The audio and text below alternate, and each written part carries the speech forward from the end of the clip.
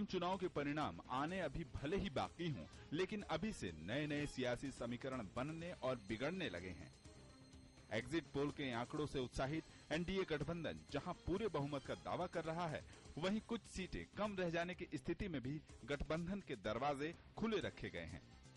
NDA सरकार बनाने की तरफ बढ़ रहा है, कहीं पर कोई दुश्वारी नहीं है, लेकिन कोई हमारे साथ आना चाहेगा तो पहले से हमारे दरवाजे तो कभी बंद नहीं होते। कहते हैं कि सियासत में कोई स्थायी दोस्त और दुश्मन नहीं होता। इसी तर्ज पर तमाम दलों की ओर से जनता के मुद्दे और निजी दोस्ती तक की दुहाई देनी भी शुरू हो चुकी है। जयललिता की अगुवाई वाली एआईडीएमके का बयान आया कि नरेंद्र मोदी और जयललिता के बीच अच्छी दोस्ती है और कुछ भी असंभव नहीं है। Madam Jayalalithaa is a very good friend of Modi. Modi is a very good friend of.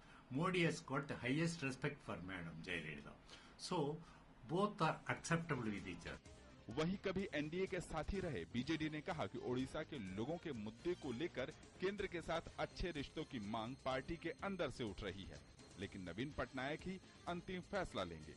वैसे अभी बातचीत शुरू होने से पहले शायद सभी दल अंतिम नतीजों का इंतजार करना चाहते हैं। Sometimes demands have come up that conditional support may be considered for a central government which will look after Odisha requirements. Proposal from NDA to support them?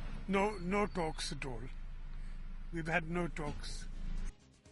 इस बीच यूपीए की सहयोगी एनसीपी ने साफ किया कि देश में स्थायी सरकार की पक्षधर होने के उसके बयान को एनडीए के साथ जाने की संभावना के रूप में नहीं देखा जाना चाहिए और वह यूपीए के साथ ही रहेगी।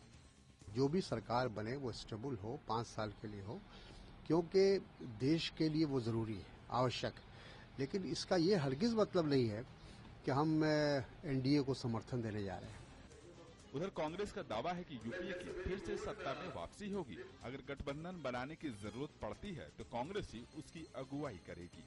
The body can wag the tail, but the tail can't wag the body.